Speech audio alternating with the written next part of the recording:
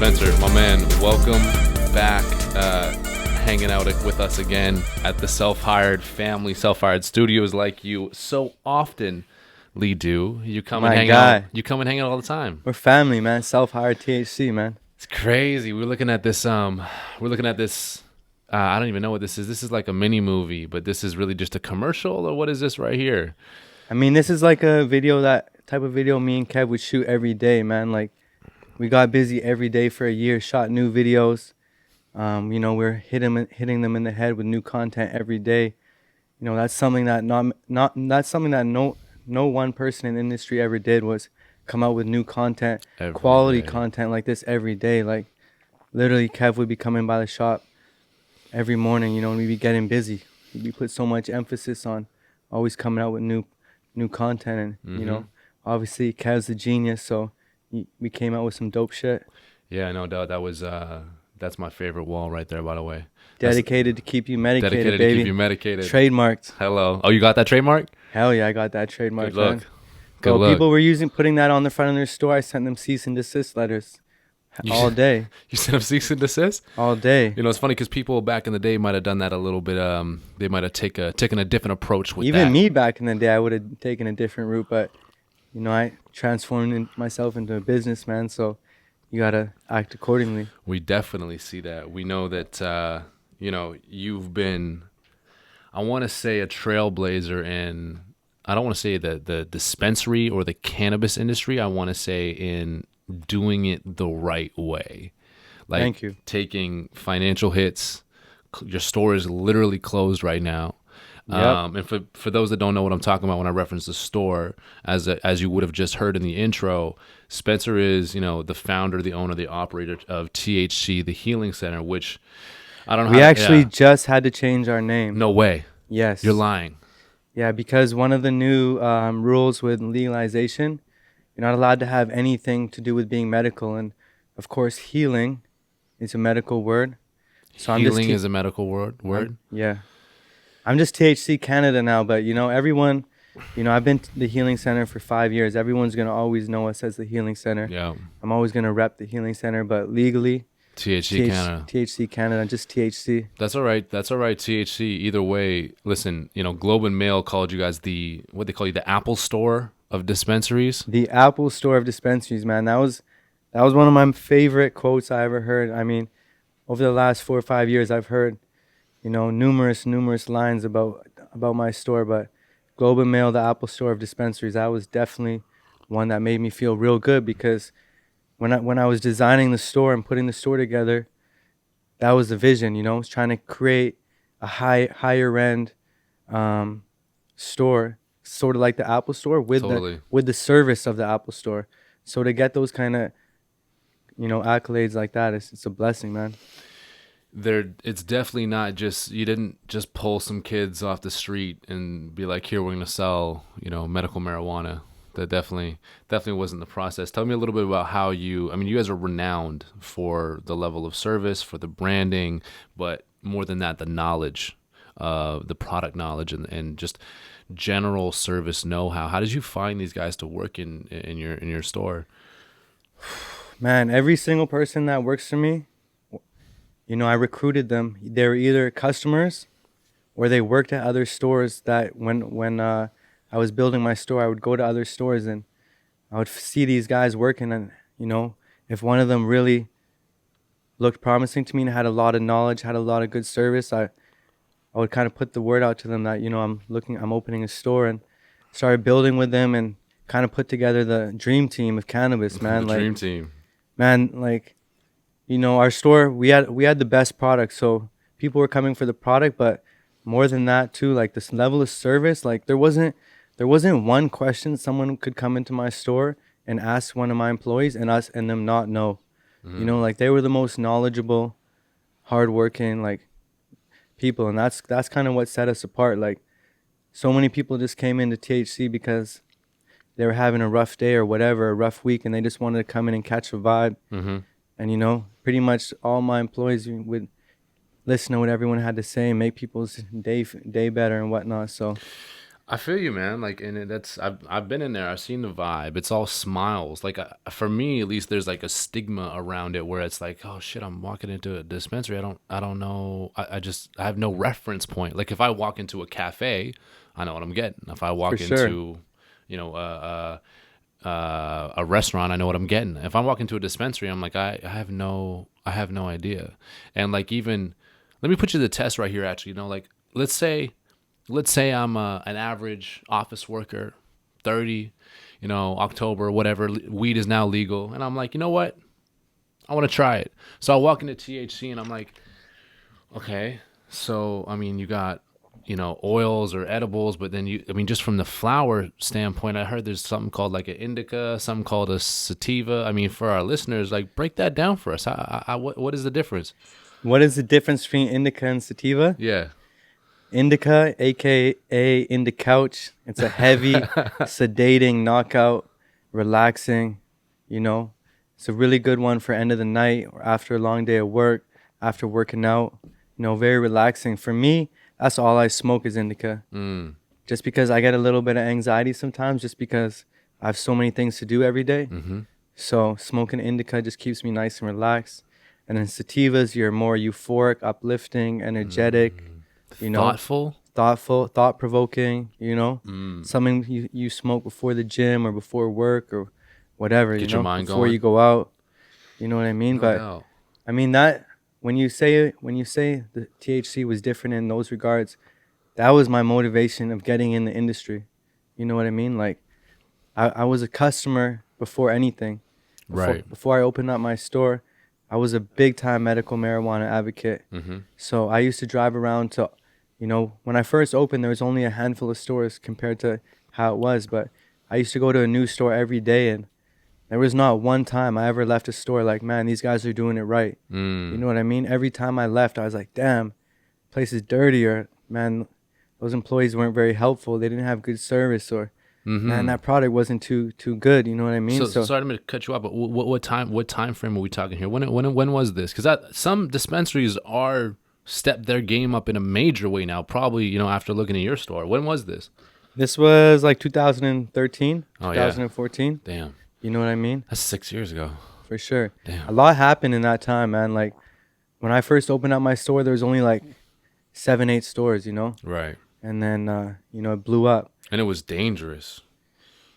There was a lot of risks involved, Right. a lot of risks. But I mean, that was always my main motivation to get in the game. I just wanted to stand out. I felt like no one was really tapping into the potential of what a cannabis store really could be. Mm. You know what I mean? Like all of these stores were perpetuating all these stigmas that people had around cannabis. Right. So I'm like, yo, I want to be that dude who came in and changed the game for cannabis, like who created a store that people felt good. Like, man, we have lawyers come in, we got doctors, businessmen, like Of course. we got, everyone. We got hoopers, like grandparents coming in. I wanted to create a place that every single person could feel good about coming in. Totally. You know what I mean? Mhm. So Mhm. that was my goal, and we were able to reach that goal. We built a beautiful store, and You the rest totally was did. history.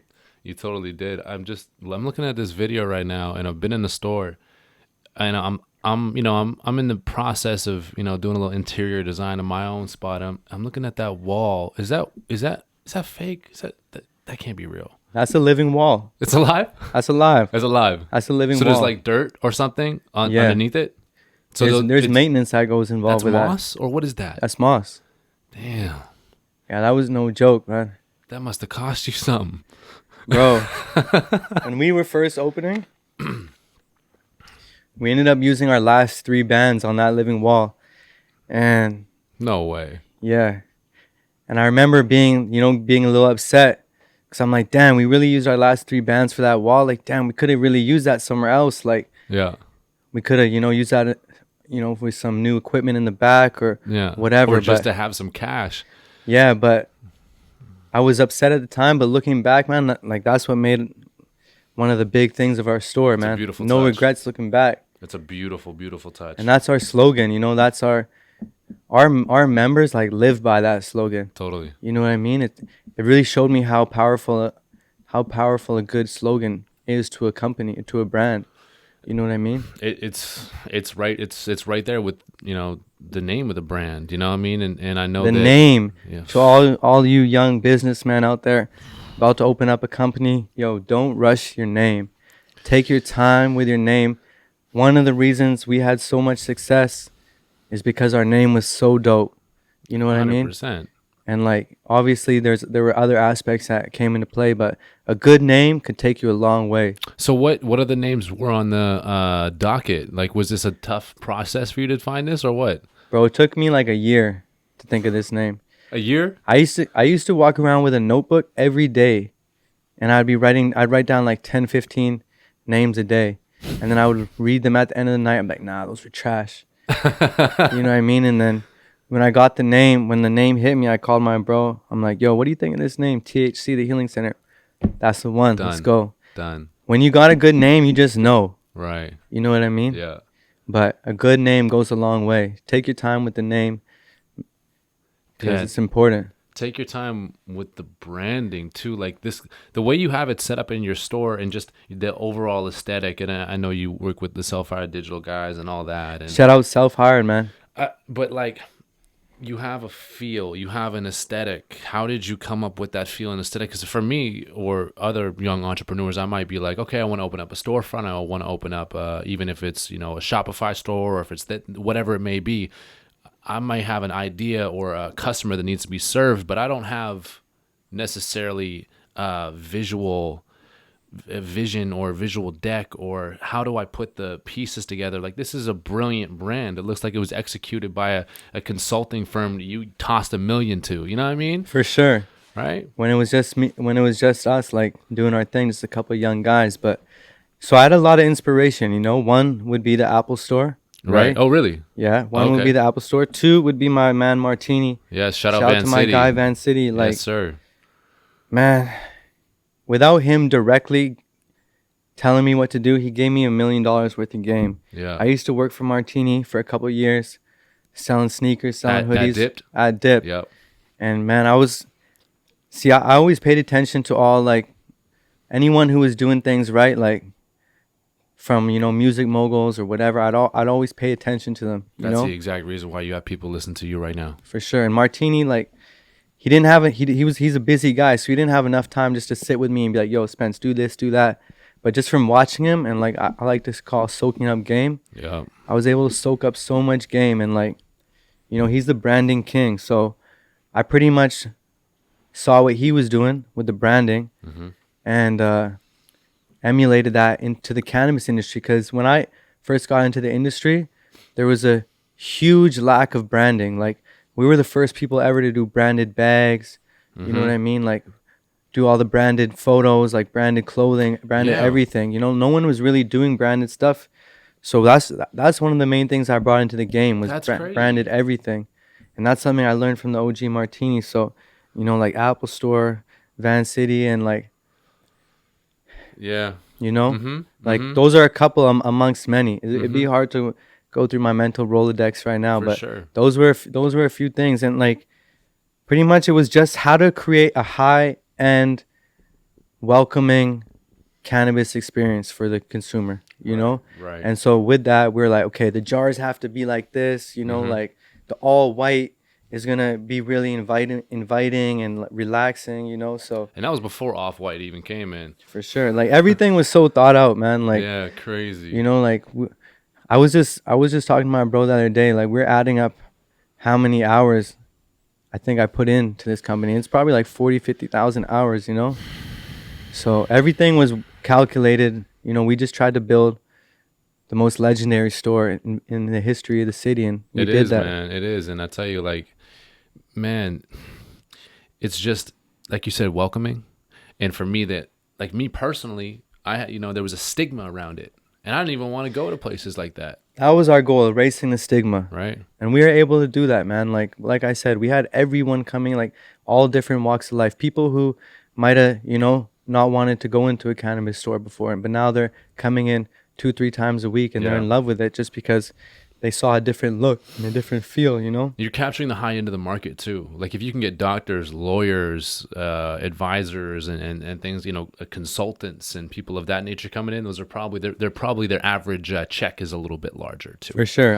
You know, it's nice taking care of those people, but you can't forget about everyone, you know? Man, like of the people. we tried to be the high end store, but still taking care of everyone. Even if you had $4 on you and you haven't got a paycheck in 2 weeks, we're still gonna sit there and work with you and figure out how to get you the best bang for your buck. Damn. It's not like we were, even though we had the high end look, we weren't just focused on high end people. Yeah. You know, we always were taking care of the hood all the time. South Van, man. I heard you're the mayor. Mayor South Van, man. Been 2 years now. 2 years running. I'm about to get a mayor's office on 49th. Re-elect 2020. We're starting to hear. That's too funny, man. Listen, I gotta ask though. This is not consequence. This has to be a result of something. There's got to be X, Y, Z events A, B, and C happen in order for this to happen, man. When did you get this just conceptually, this idea? How did this start? Where did your love for this start? Where did my love for entrepreneurship start? In general. Man, I've been a hustler since I've been a kid, man. I've always been hustling, man. Like, you know, from selling sneakers and clothes in high school or whatever to being in New York and, you know, doing my thing out there. I pretty much fell in love with cannabis when I moved to New York. I didn't smoke at all my whole life. I was so deep into basketball, like if I even knew you smoked weed, I couldn't even hang out with you. Really? Until what age? I started smoking when I was like 19, when I moved to New York. If I was to 18, guess, if I was to 18. guess, I'd say most cannabis owner or dispensary owners probably started smoking a little bit younger than that. But that's crazy. For sure. I mean, yeah, I started smoking out there and, you know, really falling in love with the hustling. And I was just like, man, when I come home, I want to take this to a whole nother level. So you went originally out there for basketball, right? For hoop, right? Yeah. Right. So college, JUCO, high school, what was this? I went to go play JUCO because my grades weren't, you know, looking back, if I could do things different, even though things worked out pretty cool for me, if I could go back, I would have hit the books a little harder, but I never paid attention in school. I just couldn't do the whole class thing. So even though I was a cool little player, I was nice, you know, because your grades are so bad, you're limited. But a lot of people, like, JUCO is no joke. JUCO and D1 are like the hardest things. If you're not playing D1 and you're nice, you go to JUCO, then you go to D1. So I played with a few really dope players. But more than just hooping, I learned so much out there, you know. I learned so much about life that I was able to come back home and implement into my game. And I say this to people all the time. If I didn't move out to New York, there's no THC. Really though? Really. There's no THC if I didn't move out there. What if you didn't move to New York when you were 18? 18, yeah. If you didn't, so how long were you out there for? Like 2.5 years. So like 18 to 20, 21 to 21 almost. Yeah. Damn, what a crazy time in life. Number one. Yeah. That's shit. And where in New York? New York's a big place, man. Okay, so my school, I was out in Albany, which is like 2 hours outside of the city. But I ended up failing out of school. So me and my roommate, his name's Mike, his grandma ended up dying that year. She left him an apartment in the projects. Damn. Polo Grounds projects right across Rucker Park. So I ended up moving from Albany to Polo Grounds, and I lived there for a year and a bit. Crazy. And that was like life changing, you know, like that's why I say, because the things I was able to learn there, like I learned way more out there not being in school than being in school, and all those things were priceless, you know. So just soaking up game, as you say, or like communication skills, or like how do you hustling the mentality. It's a hustling mentality because not too many people have it back home in Vancouver, you know what I mean? It's different. So like if you were just to grow up your whole life in Vancouver, you might never get that hustling mentality, you know. It's because it's so laid back out here and people are really content with just chilling out here. And you know, I was really content with that before I moved out there. Then I moved out there and shit, you know, changed. My eyes just lit up and it was a different way of life. And when I came home, I was able to implement all those things that I learned from just being out there into what I did. And one thing led to another, and I ended up opening up THC.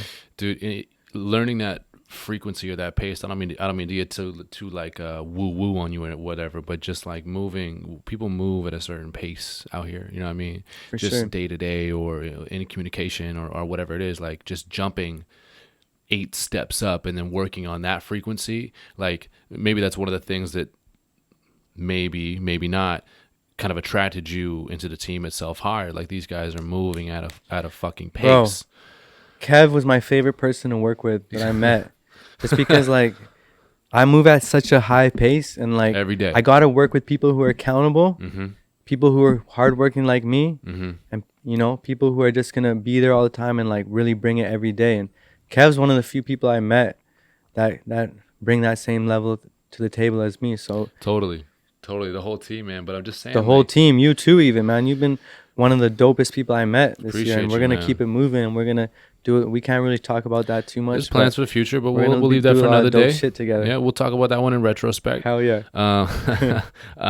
Yeah, man, the whole team, it just like attracts like, right? Iron sharpens iron, and all of a sudden you have a group of, I mean, now there's a group of like, how many people were just in the room? How many people are in the other room shooting right now? There's a group of like 10 people now. We're getting busy all the time, man. Getting busy constantly, but I say that to say that even just watching you from afar, and the reason why we do business and we can work on a certain level is that it's not people, and I don't mean to throw shade or throw disrespect or anything like that, but just people out here are not necessarily moving at a level that I need in order for things to get done. Because if you want to be an innovator, if you want to break down doors and disrupt industries, like you're going up against big pharma. For sure. You're going up against big pharma. Don't get me wrong. There are some days I wish I would love to just kick back and chill, but my overhead is crazy. My overhead is crazy. And because of that, every day, I'm not allowed any downtime. Yeah. You know, if people seen how many bills I had, they would have a heart attack, man. Man, I heard some horror stories actually from the team that you still got to pay full rent on your lease right now. Is that true? That's very true, man. My goodness. 10 bands a month. 10 bands a month. Yeah, because... Sorry, 10,000? 10,000. Let me just get that straight. So 1,000,000, 10,000. Yeah, a month? Yeah, it's because I have 2 stores. Oh my God. So when I first tried to get my store, yeah, there was such a bidding war for that store. There was 100 other applicants, right? So, I mean, normally you could have swooped out both those stores for 5 Gs, both of them, 2,500 a pop, right? Yeah. But because the bidding war was so high, they had 100 applicants. Because to find a store in the green zone in Vancouver is impossible. What is the green zone? The green zone is 300 meters away from a community center, 300 meters away from a school, 300 meters away from a daycare, 300 meters or 150 meters away from another dispensary. Actually, it might be 300. Okay. 300 meters away from a halfway house, anything. So that only leaves a small percentage of places in the whole city where you can open up a cannabis store. Crazy. You know what I mean? So because of that, the store that I was applying for, everyone knew it was in the green zone, right? So the applications, like when I went for my meeting with my landlords, there was a stack like this high, right? So they knew they had leverage, and they knew they could, whatever they said, people were going to get, because people just wanted the store so bad. Yeah. So they're like, boom, 2 stores. Yo, if you want this one store, you got to take both. They weren't playing no games. And ridiculous. Yo, 10 bands, 5 bands each. So they kept the when you walked in, the other applications were on the desk. That's hilarious. That's good. That's good business right there, I guess. That's a way to push the price up. Bro, we actually, those landlords were having a meeting. I got the drop from their realtor that they were at dim sum place eating. Nice. I have 5 landlords. They were there going over all the applications. Right. I walked up to them, sat down with them, gave them each a band. No way. I swear to God. I'm like, yo, I want to talk to you guys. And they're like, wow, the first person to bring some money to the table. Like, sit down. They gave me a seat, like, sit down, let's talk. I was eating dim sum with them. Boom, locked up the place. Told them I'm serious. Yeah. I'm like, let's get it. Yeah. The rest was history. And you've been serious. Yeah, 6-year lease. You know, Wow. no joke. So no matter what, you know, like there's just because my store's closed, it's not like the bills stop. Yeah. You know what I mean? The bills are there no matter what. Yeah. So I'm kind of in a crazy situation right now, but I mean that's why I always advise young entrepreneurs and young hustlers in the game always put bread away for a rainy day. Yeah. You know, Or a rainy month. it's cool to buy fancy clothes and go to the club all the time and buy jewelry and go on lavish vacations and stuff. That's cool because you're gonna do it once you start making bread, right? Mm-hmm. It's just natural. Like when you go from not having any Anything. bread, when you go from eating chunky soup every day for 2 years, Talk about it. and which I really did that. I can call my bro. I ate chunky soup every day for 2 years.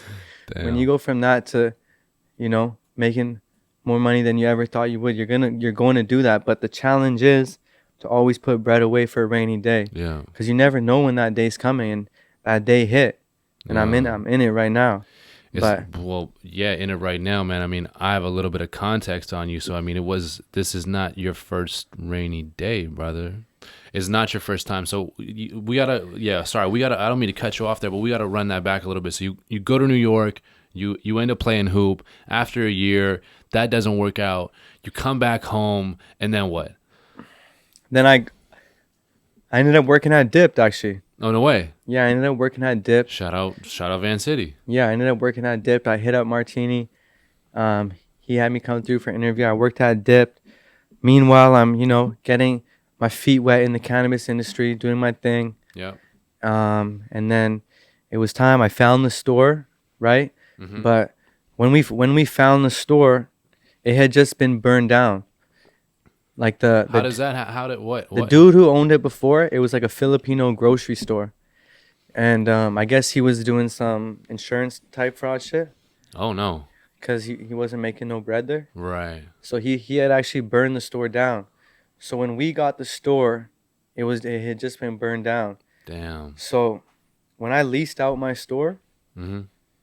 I got a empty place. It was burned. Like, I can find pictures on my phone. It looks like ground zero in there. Brutal. You know? I'm gonna actually show you pictures after. You won't believe what you won't believe how it was when I got it. I gotta see those for sure.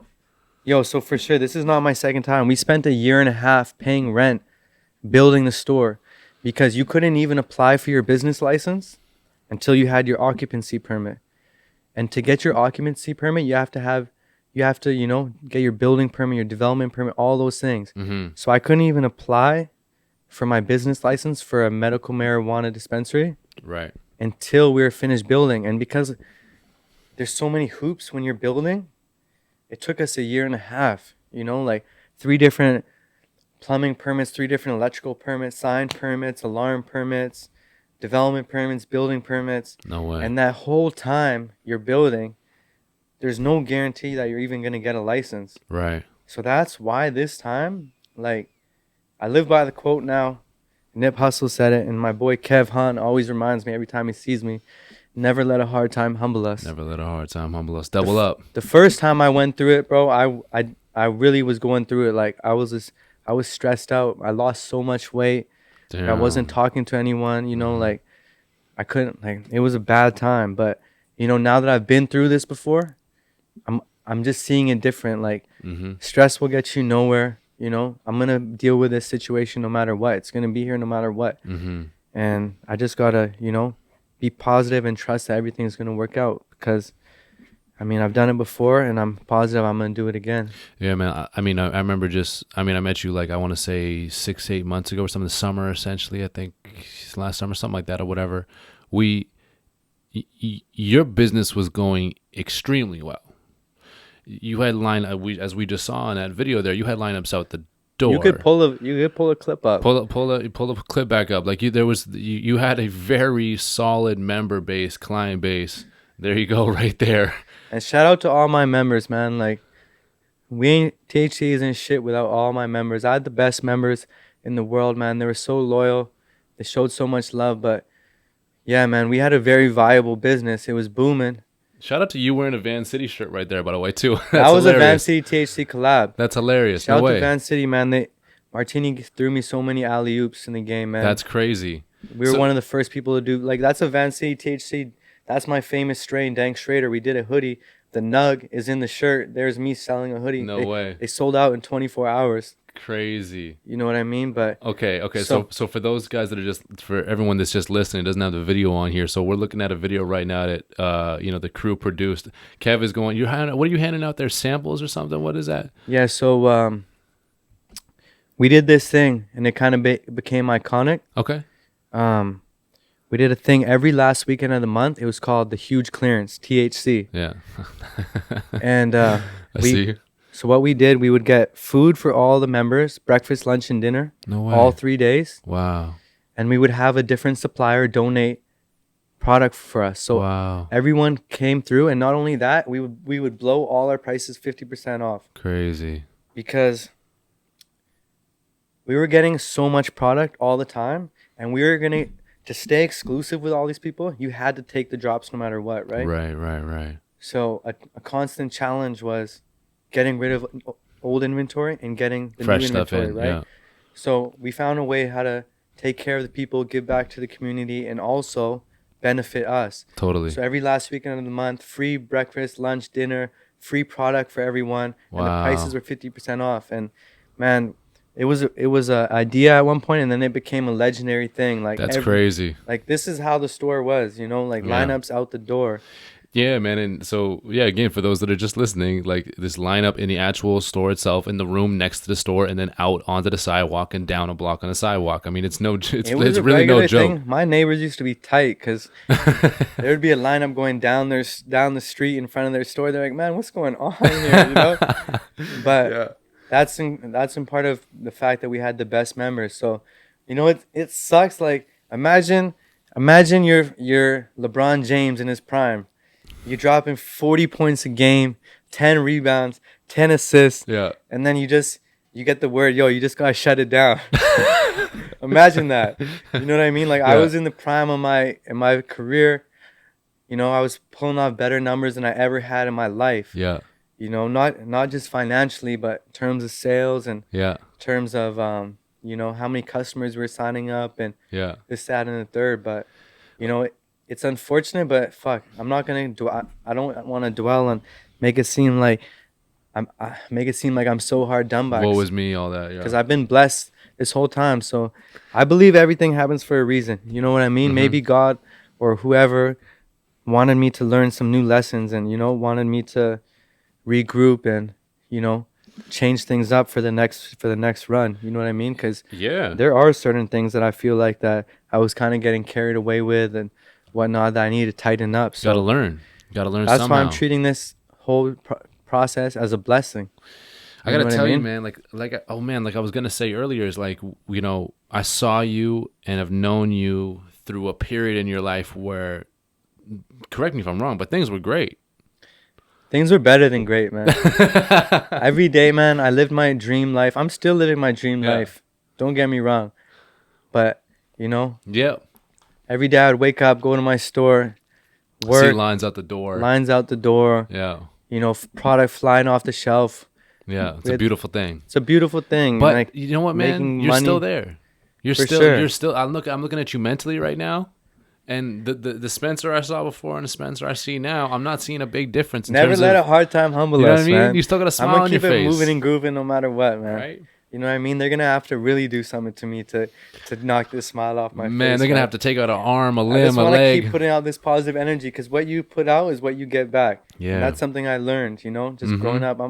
I'm old now, so I've learned, Man, I got to say this, man. Like, you say, imagine you're LeBron James, and then Nike just calls you and like, oh, you got to shut it down. We need you for no reason. We need you to average 1.5 a game rather than 40.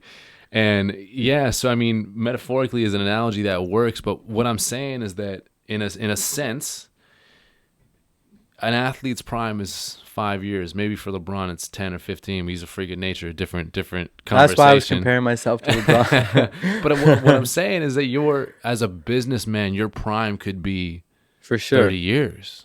For sure. There's no reason why your prime couldn't be 30 years. For sure. I mean, and that's why that's what I do. You know what I mean? Like, I could have easily ignored this city and the province's request and just stayed open, right? Mm-hmm.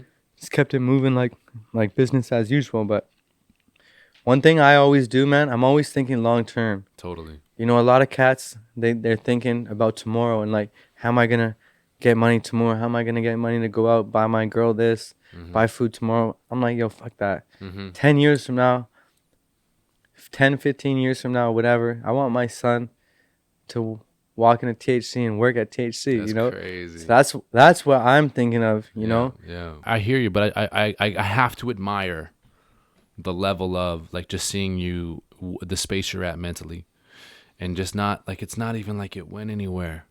It's not like it's the same thing. Like you're still living your life to the fullest. You're still worried about your health. You're still doing this, that, and the other. You're still out here doing You got to be. the mini doc. Like, I mean, there's so much stuff that's going on constantly in your life, right? And none of that has gone down. But I want to. There's a lesson in here that I want to actually hone in on. When one door closes, right? Mm-hmm.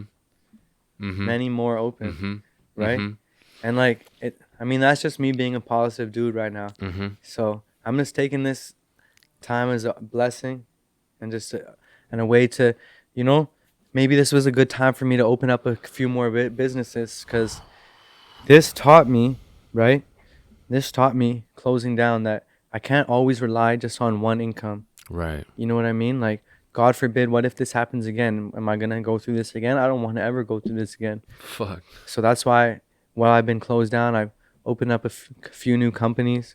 You know what I mean? Working on a few new things. Got a lot of content we're waiting to put out until we get the license and whatnot. There's but some stuff in the works for sure.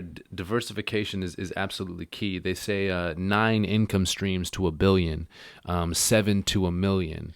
I'm on my way. I'm trying to get to those 7 streams of income right now. 7 streams of income, baby. So that's super key in, you know, in everything too. Like that's an interesting saying. I'm just thinking out loud here right now. They say 7 income streams to $1 billion, but like, let's think about that in terms of happiness, because we were just talking about you being level-headed and optimistic. Like, and one thing I want to clarify is money does not control my happiness. that's exactly Money it. does not control my happiness. What controls my happiness, I would say, is being able to wake up and enjoy what I do. See, Spence, you're throwing me the alley-oop right now, because that's exactly what I'm saying. There's like 5, 6, 7, 10 things that I know make you happy. For sure. You know, if you're I dependent just on want to one work thing, for myself. that's it. That's my thing. Right. I don't want to ever go back to working for someone. And I don't care if I'm making less money, Mm-hmm. because obviously these businesses that I get into, none of them are going to be like THC. You know what I mean?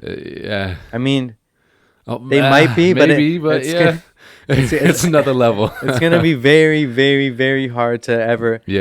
emulate what I was able to do at THC. But with that being said, money does not control my happiness. So, you know, even if we just opened up a car detail shop in the mobile service, and I'm about to open up a restaurant soon. Okay, Spence. But Relax. some of those things might not make as much money. Then all 3 of them might not make as much money. Okay, maybe they don't. But hold up, like, come on now. You're doing shit to us. You're just glossing over huge things real quick. Maybe we're gonna do this. Open up a hedge fund, this, that, and the other. Whoa, relax, man. Okay, hold on. Just a few minor things, nothing crazy like that. Just rewind the tape a little bit here. So, what businesses are you diversifying through today? Well, I opened up a car detail shop Okay. in Richmond, but it's also a mobile service, and that's just because I had a good friend, someone who I grew up with since I was a youngin', Mm-hmm. and he was just like the nicest detailer. Nice. And when I was closed, he was detailing my car. I'm like, yo, what's stopping you from doing this yourself? And he just told me a little bit of an investment. So, boom, did that. Made it Put my happen. branding touch or whatever on it, Yeah. and did that. And I mean, I wouldn't just go into business with anyone, but he's the truth. He's like the Kobe Bryant in the detail game. Hello, man. Like, shit. he's on another level. And then so, I mean, for me, I just like to be busy all the time. Yeah. You know what I mean? Like, I love working. Mm-hmm. I love to work. I love putting in long days, coming home tired, smoking a big joint after working 15 hours, can't move. That kind of shit I love doing. I love to hustle. I love to game. Yeah. I love to hustle. Talk that talk, baby. Talk that talk. You know what I mean? Talk that talk. So that's just me finding things like any business I do, you'll notice I have a passion for. And like that's something like I'm gonna keep dropping gems for young Yeah, man, entrepreneurs and please. business people. Try to find something you have passion for, Yeah. because it makes work way easier. Mm-hmm. It doesn't seem like work. If you can do something when it doesn't seem like working, you're blessed. Because before that, like coming back from New York, working at Dip, I worked a bunch of different odd jobs and whatnot, like labor jobs. Right. And like, fuck, it just showed me, man, life is too short to wake up every morning and just hate what you do. You know what I mean? So, like these things, like a car detail place, I love to have my whip looking clean all the time. Yeah. So I wanted to do a detail shop. And then my last thing I don't want to drop the name yet, Yeah. but we're in process of opening up a restaurant. Been working on this Ooh. menu and branding for, I don't want to say the name because I don't want That's all anyone right. to snake it. That's all right. That's all right. I But know it's you. I pretty- know you take a little pride in it. It's pretty much going to be like a 24-hour healthy fast food restaurant. Ooh. And with like 3 different delivery services, our own Ooh. delivery and then DoorDash, and Yeah. it's gonna be a 24-hour Keep the details. Keep the details. healthy fast food restaurant. Mm. And the reason I want to do that is because I'm on the go all day, right? Like as an entrepreneur hustler, like you're just always constantly doing different things, errands. You know what it's like. You Oh, work, 100%. bro. Every time I talk to you, you're working, and I'm then in you're between coming home, and then something. you're working. Yeah. So you know. But one of the biggest things that I don't like to use the word stress because then it makes me, Makes but you stressed. Yeah. one of the things that bothers me the most every day is trying to figure out where I'm in it, because I'm trying to eat healthy all the time, Man, right? me too.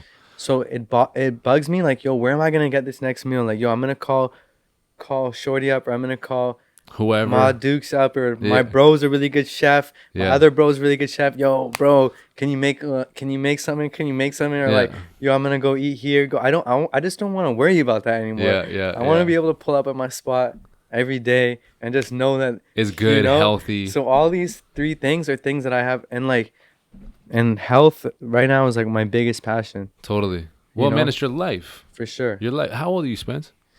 I'm about to turn 29 tomorrow. Damn. Yeah. Happy birthday, brother. Thank you, I brother. appreciate you taking the time. When this podcast is out, you will be, just maybe a week or something past your birthday. But regardless, man, I know that you're going to spend some time with friends and family and do it proper. But, enjoy, celebrate life, man. I had, on episode number 19, we had a gentleman by the name of Mark Milburn come on. And Mark is a founder, CEO of a digital agency called Peeled Media. Dope. I don't know if I can say their clients, but A-list clients. Let's just say A-list clients. And one of his biggest pieces of advice to me, because we got on the topic of birthdays. And for me, I was like, I don't celebrate birthdays. My personal birthday. I'll celebrate your birthday, or whoever's birthday. But for me personally, I'm like, every year on my birthday or New Year's, like I have very maybe unrealistic and high expectations of myself. And so I'm just like, man, I don't want to take that time off or celebrate prematurely. You got to, man. Because in life, man, in today's day and age, you're blessed to see another year. You know what I mean? I started off the year, I'm not going to get into too much detail, but I started off the year getting in one of the worst accidents I've ever been in my life. Mm-hmm. And I could have died. So I'm gonna really enjoy this birthday. You never know if you're gonna make it to the next one. That's a crazy. You gotta tell us that story to someone in person, but that's a crazy story too. And talk about just like what a realization for you, man. So I'm gonna be on my birthday. I'm gonna be in Staples Center, watching LeBron come back after a month not playing the Clippers, because it's my favorite place to be in the world. So I'm gonna be there. I'm gonna enjoy my birthday. Bro. They gotta reclaim the town. Then I'm gonna fucking get back to work. Yeah. You know what I mean? Yeah. Like, I feel like no matter how hard you're working, you always gotta take little times off to enjoy these moments, or else you just look back and you're like, man, I wish I enjoyed these times. You know what I mean? Man, that's something I gotta It's so easy work to get on. caught up in the hustle. Like, that was me for 4 or 5 years. Like, my own nephew, who's 5 years old, my sister was telling him that I was gonna come to his birthday party, and he was like, no, he's not. He works 1,000,000 hours a week, and he's only 5 years old. Like, I'm like, I don't want to be that guy. And that's one of my goals this year, like the health goals. But another one is to, like, make time. Like, don't always just work, work, work, work. You know, like make time for other things. And it's hard. It's a challenge. You know, you're still young, so Yeah. you're just hustling 24/7 and not doing anything else. But looking, you know, I just want to make more time for shit. I feel you, man. And I look up It's a to, challenge, babe, yeah, I don't, it's such a battle. for sure. I don't, it's such a battle, man. I look up to guys like yourself because you have the same mentality, you know, the same mentality where it's like, no, this is what makes me happy. This is For what I sure. love. I And that's a love that. blessing, right? Right? To be able to love work and love what you do. Hell yeah. I would say that's the biggest blessing in life, man. Yeah, for Because real. think about how many hours you spend at work. If you can consider work something you love to do and fun, like, yo, for the last 5 years, I don't even consider one of those days work. Crazy. No joke. For 5 years, I wouldn't consider one of those days work. Mm-hmm. I woke up every day, and the most exciting part of my day was going to my store. To work. It was like a dream every day, and like if you're able to do that for yourself, that's the biggest blessing, man. I like I hear you. I definitely have a problem with that. For me, man, I'll open up and be vulnerable and be honest and just say that, like, for me, you know, there's a sense of urgency because, I mean, you're aware, you know where we're at economically and whatnot, where I'm like, man, things are really good right now. Things are booming, but they might not be in 2 years. So I need sure. to move at a rate that's just exceptional for the sure. next 18 months. And then if things slow down and, you know, capital tightens up and things like that, then maybe we can take a little rest there. But in the meantime, I don't give a fuck. You know what I mean? And so, my girlfriend Tracy and my mom, when I call her, Tracy. shout out Tracy, she's the best.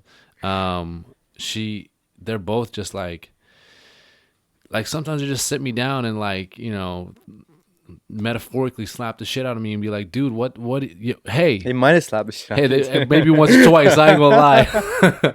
Hey, relax, you know, For like sure. like what are you doing? Like, how fast is your heart beating right now? Like what are you doing? Bro, let me just give you some game as a older guy who's been through it all. Listen to them, man. I didn't Yeah. listen to anyone when I was coming up. I didn't listen to anyone. You couldn't tell me shit when I was coming up. I thought I had all the answers. I thought I knew everything. You know what I mean? But Yeah. if I could talk to the younger me, it'd be like, yo, listen to those people. You know, they're looking out for your best interests. And sometimes you need to. Sometimes you're doing yourself a bigger disservice by working so many hours and not taking that time, because then you might not be the best. Mm-hmm. You know, you might not be on your A game. That's a good point. So, it's as much as we wanted to say hustle 24/7, sleep when you're dead. Like, you know, Yeah, sleep is important. Take a little bit of time off, because I know you don't be. Yeah, You know what I mean? So I feel it. And the other thing too is, like, and don't feel bad for doing it, that's another thing. because I used to feel bad. If I had a day off, I would feel so bad. That's another I'm like, thing. man, what am I doing? Like, am I on the right path, or like, am I Sure. getting lazy? Am I slipping? This, that, and the other. Like, for me, it's like again, I open up and be vulnerable, man. And so, like, almost like a sense of anxiety. That, like, I'm just like, and I'm not one of those guys. Oh, I have anxiety, this, that, and the other. No. I'm talking about, like, just in my mind. If I sit down, the mind keeps going, and just at the process of being like, And hey, that's why I smoke heavy indica, bro. My Yes, sir. mind is racing 24/7. Like, yeah, yo, I gotta do this video. I gotta call the lawyer. I gotta call the accountant. yeah. Like, oh, I gotta deal with the city. I gotta go to City Hall and do this. I gotta get this. Call up the designer. Get this branded. Like, that's why I smoke heavy indica. I need to stay relaxed all the time. I got too Man. much shit on the go all the time. I Man. feel you, but man, like, even on that, okay, so many things going through my mind right now, and so on that tip, it's like, even on that stuff, we talk about both the healthy eating, and you're like, I don't want to worry about where my next meal is coming from and all this stuff, because you want to eat healthy. You know, you are what you eat, and your energy levels, everything. You're well aware of this. You know, human optimization through nutrition, all that stuff. For that, Health it's like, is wealth. Health man. is wealth, 100%. You, and your mind needs to operate at a high level, especially someone like yourself. But it's like, I refuse to go out and buy food. I will only make my food, because I'm like, I'm not going to spend the $7 premium on that. I'll make it myself. And it's the same shit with That's weed. smart. It's the same shit with literally everything. I won't buy anything, because I'm like, listen, every $20 purchase is a $20 setback. Every $20 here doesn't go into my investment account, which then loses all the compound Wow, interest. you got it all figured out for a young brother, man. No, bro, for real. Listen. If you take, here's some game. If you take $20 now and you put listen, Google this. There's it's so funny, man. You Yo. sound like me yesterday at the Tesla headquarters. You know what I was doing at Tesla? Yeah? Yo, okay. I was breaking numbers down at Tesla. I'm like, okay, boom. I spent $150 on gas a week. I said 200. Yeah. Just because to be generous, right? Yeah, sure. $200. I was trying to justify buying this car, right? Right. Say you spend $200. This Tesla. Yeah. Right. I don't want to say exactly how much the number is. Sure. I don't want to flex and yeah. You know, but I'm seriously considering buying this car, right? Yeah. If you spend $200 on gas a week, which does seem like a lot, right? Yeah. But I live in downtown and I drive to Richmond almost every day. Yeah. So say you spend $200 on gas a week, times that. Yeah. Right? Yeah. Times that by 4 weeks. Yeah. And then times that by 12. By 12. Yeah. Okay. So I'm saying I'm going to have that Tesla for 10 years. That's my goal. I want to have this Tesla for 10 years. If you just run those numbers real quick, 10 years, yeah, that's $100,000 in gas. Ridiculous. That's the Tesla right there. That's ridiculous. First off, it's ridiculous we even spend that much money on that shit. On what? On gas. Goddamn. Gas. Ever since I've been closed down, like I was a little bit reckless. Like I don't want to say reckless, but I wouldn't really be looking at all the bills so heavy just because like a nice amount of money was coming in. I get it. So I would just pay the bills, just pay, right? Mm-hmm. But now since I've been closed down, I'm looking at every bill hard. You know what I mean? Like, and this gas bill, I'm like, what the fuck is? Why are we spending so much money on gas? Yeah. If there's a car out there where you don't have to spend that shit. What are we doing? Money on gas. Yeah. I want that car. You know what I mean? So I was crunching those numbers. I'm like, bro, this is a no-brainer. Yeah. You know? No, man, I get it. I was sold when Tony you came by the podcast. You were here, and I'll be honest. Tony's the only reason he's the dude who advised me to buy a house 2 years ago. Yeah. And I went through with that. Yeah. Because he helped me. Like at that time, I was living reckless. You know, I just want to buy clothes and go out. But he really pushed me into buying a place or whatever. And he's also got a Tesla. And I'm like, yo, if he's got a Tesla, I think so beautiful. I think that's got to be the right decision, man. But I'm sure you looked into it too. 100% I looked into it. I'm actually, I tell you what, I don't even want to see. This is how my mind works. I don't want to even taste the candy right now. I don't even want to taste it. So I ran the numbers as well. Also, the depreciation numbers on a Tesla versus like a BMW versus like even like a Honda or even. Bro, I've had a BMW for the last 5 years, man. Fuck BMW, man. Fuck Sorry, BMW. Man. I ain't never buying another BMW, man. It's gonna be Tesla or nothing. Runs on gas, man. It's just inferior. I'm sorry, but. So if you run the numbers, it just makes complete sense. They depreciate at a lesser rate too. You think I could have my Tesla for 10 years? 100%. 100%. If you run even depreciation numbers over 5 years, right? Like it still heavily outweighs it. Over 10 years, it's not even close because Teslas have higher resale value. For sure. Because they're made with better. Sorry, first off, I don't know shit about cars. They don't. Well, I don't know shit about cars either. I'm just thinking about the gas. No, for real, I don't know shit about cars either. I just ran the depreciation numbers. So when I watched and read a bunch of articles and videos and stuff. So basically, I'm just regurgitating shit right here that other smart people have told me. But when you have combustion engines and the different oils and fluids and stuff like that, like the engine and the body just essentially deteriorates at a quicker rate versus like actually having lithium batteries and stuff like that. That the only real thing that can deteriorate is like the cooling systems and stuff like that. I don't know. They got an 8-year warranty on the battery. Exactly. 4-year warranty on the car. Seeming like a no-brainer right now. It's a total no-brainer. But if you run those numbers, it's just ridiculous. It's just ridiculous. So are you saying to go ahead? Oh, Spence, we already had this discussion off camera, man. I'm telling you, 100%. But I don't listen. So I'm not even gonna walk in the dealership. Don't worry, bro. For a minute. You're gonna have one. You just keep doing what you're doing, man. You're gonna have 2 of them things in no time. We got to stack up. I went out. Shout out. There's a gentleman by the name of Greg. God, what's his last name? Sorry, Greg. CEO of Passion Sports out of Victoria. He in 2016, December 2016, he put a photo up on Instagram of an all white Tesla. And he was like 1 year, time me, and I was like, oh, that's so gangster. And last year, sorry, that was 2017. Sorry, Greg, if I'm fucking up these numbers, I apologize.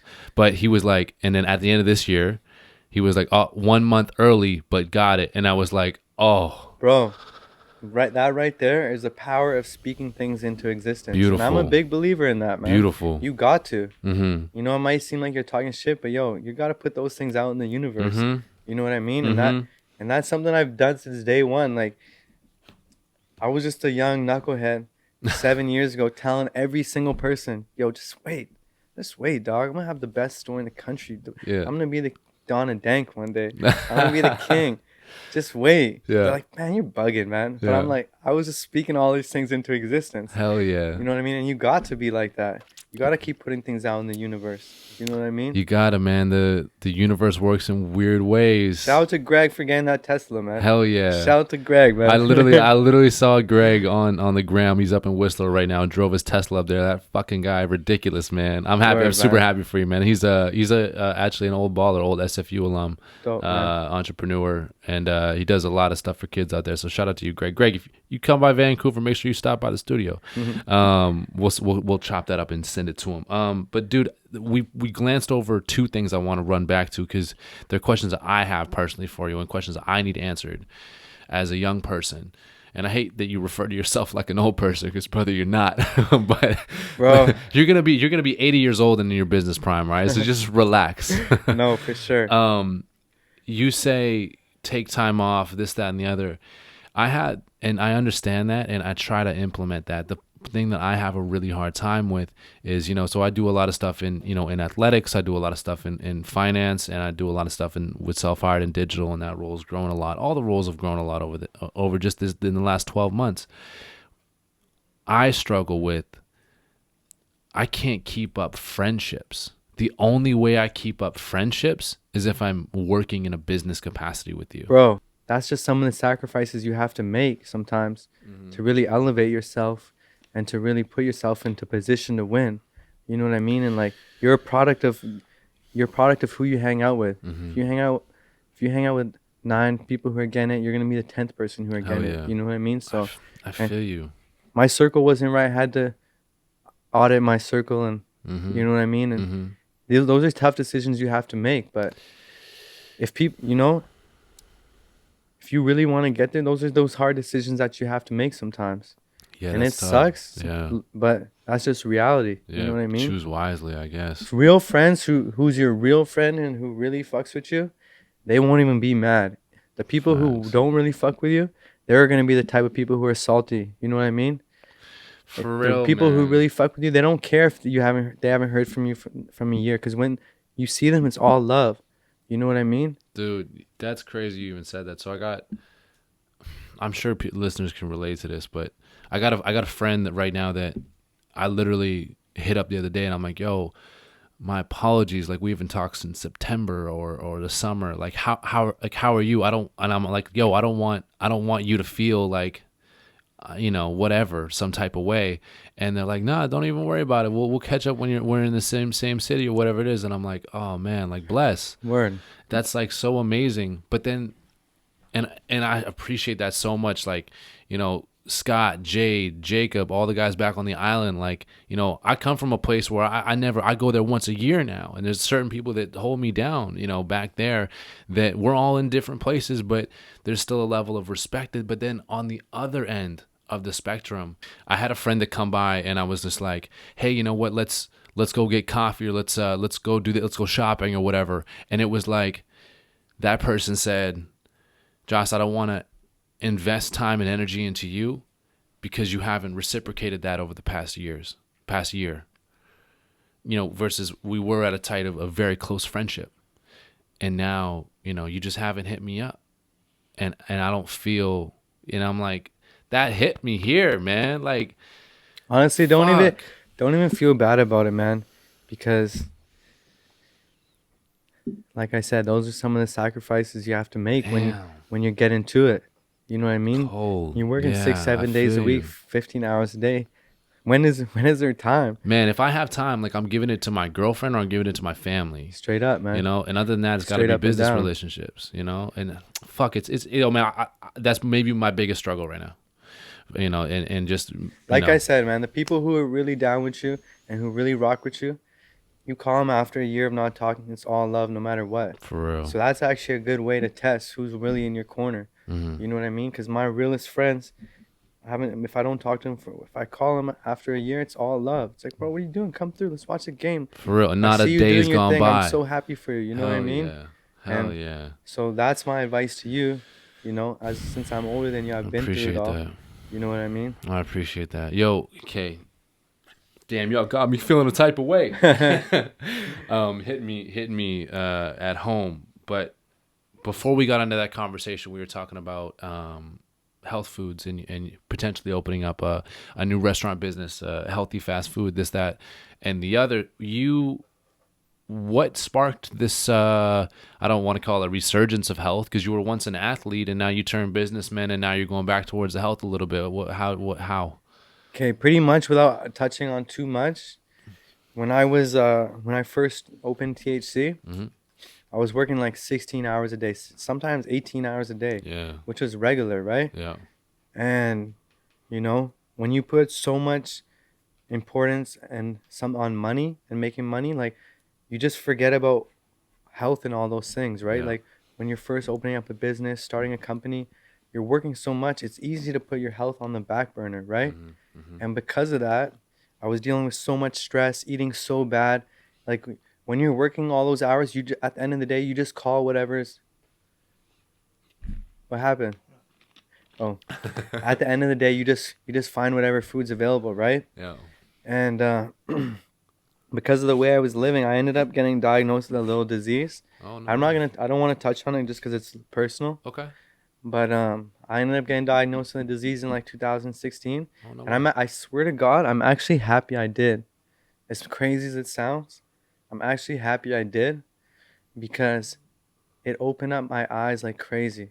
Really? You know what I mean? Like Really. it just opened up my eyes to like how important taking care of your body and eating healthy is. Do you know that your stomach and your brain is connected? Talk about it. Did you know that though? Do you know a lot of like, if you're eating shitty foods, your brain is not going to be thinking properly. Mm-hmm. You know what I mean? Like a lot of these diseases that we have nowadays, they weren't even around hundreds of years ago.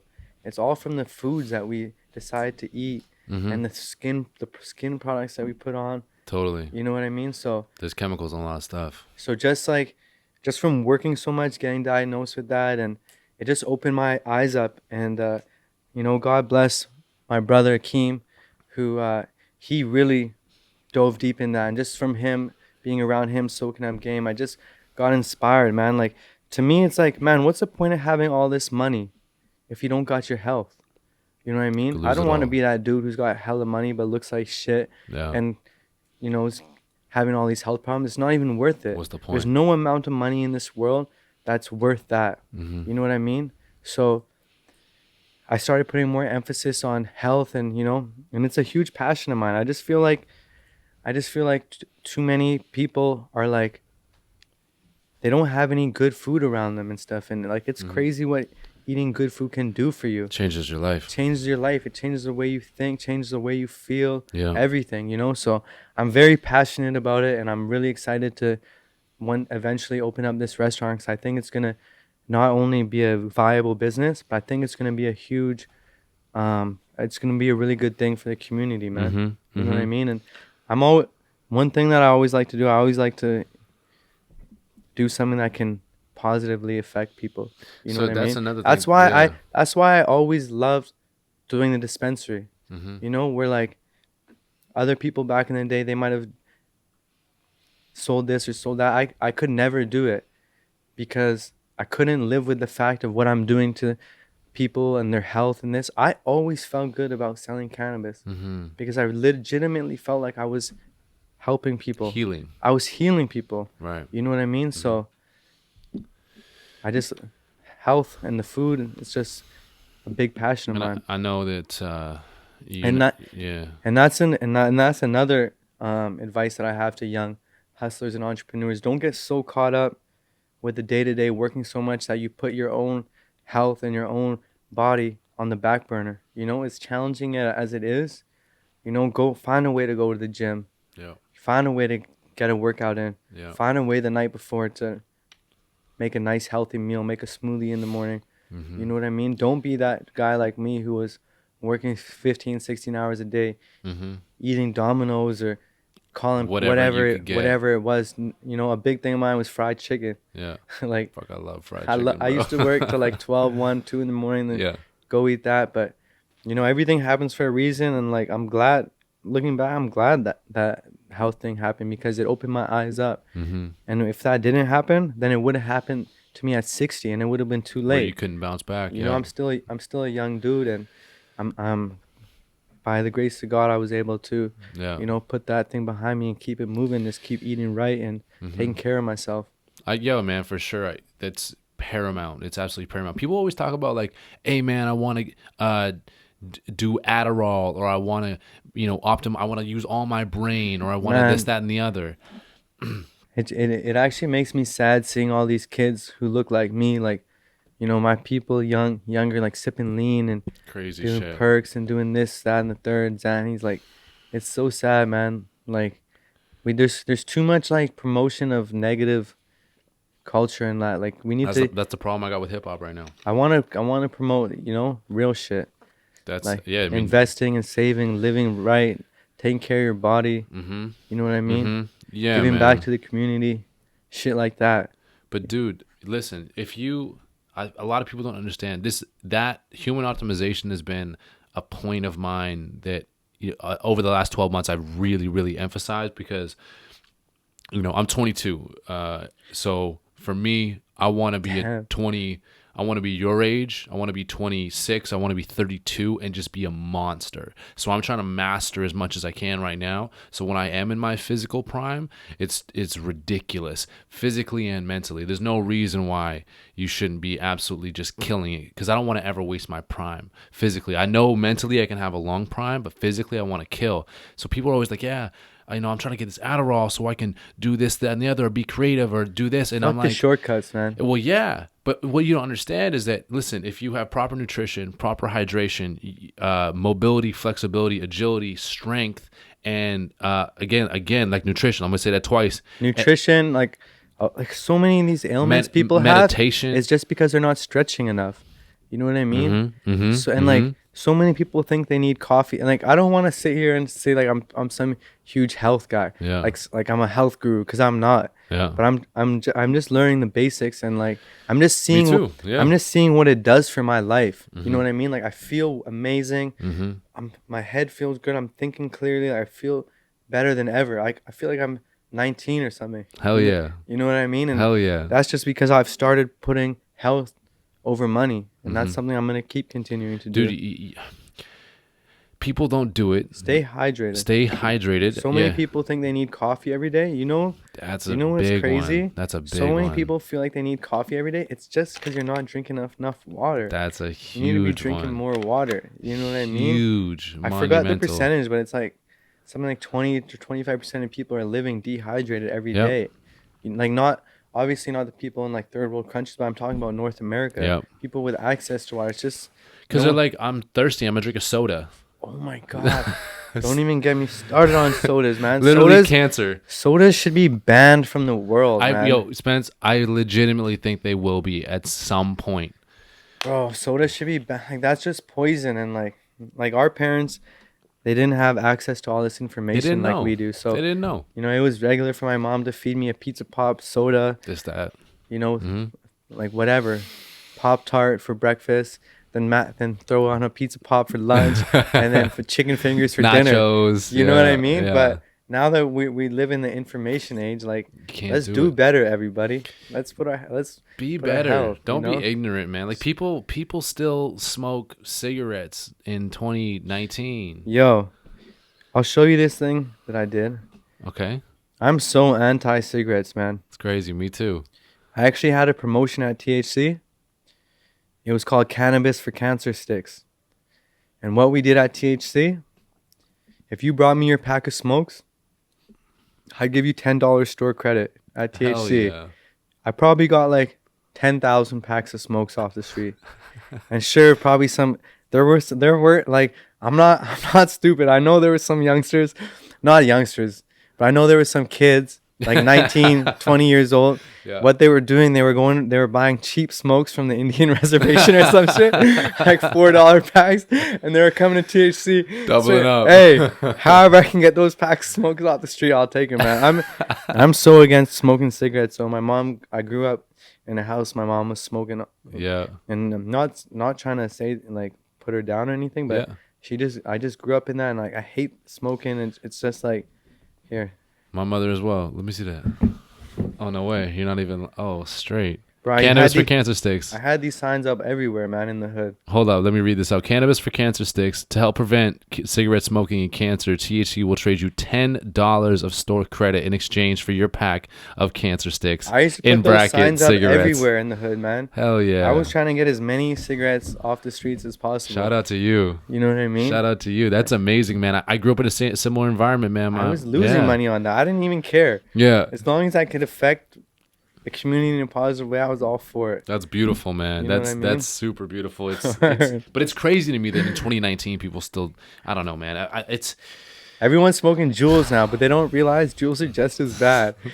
10 years from now, people are gonna have all these diseases in their mouth and shit like that, and they're gonna be like, man, I wish I never smoked those Juuls. But it's tough. It's just that we're the test subjects. You know what I mean? Tough. Yep. And the information's not out there yet because it will be 10 years from now. Yep. But we're the test subjects right now for all this shit. Yeah, man. You know people, what I mean? Dude, just to go back to that optimization thing, like people say, I want to feel amazing, and that's why they smoke a cigarette, or they have a drink, or they have an energy drink, which is fucking terrible as well, right? Or they have coffee. People don't understand, if you really take the time, like really, really take the time to educate yourself on, whether that's nutrition, health and wellness, strength, condition, all that stuff, meditation, mental clarity, these things, right? Like, you can get sleep. Another one, you can get to a state where it feels like you're fucking optimized 24/7. And that is crazy. That's addicting. Like you just got to be disciplined and tap into that. Discipline is freedom, right? Jacko Willink. So it was like, I went through a 6-month stage, probably from like this time last year to the summer last year, where I was just like research, trying different things. I'm just now at a point where I'm like, I'm so passionate about eating right and drinking water and sleeping sufficiently, because if I do, I get a solid 12 hours. Bro. Right? You are so blessed because you're still young. When I was working in the heart of my THC days, when I was like 25, I used to think 3 hours of sleep was adequate. Hell no, you can't. Oh my God. I used to think 3 hours of sleep was adequate. Like, I would work till 1, 2 in the morning, come home, smoke till 4 or 5, Crazy. Wake up at 8, 9, open the store, and like I would be like, yo, that's good. I'm hustling, bro. Like, sleep when you're dead, But no, man, it doesn't work like that. Lack of sleep might make you dead. Straight up, man. See, man, I'm just gaining this knowledge in the last year or so, I wish I had this knowledge back in the day, but I didn't.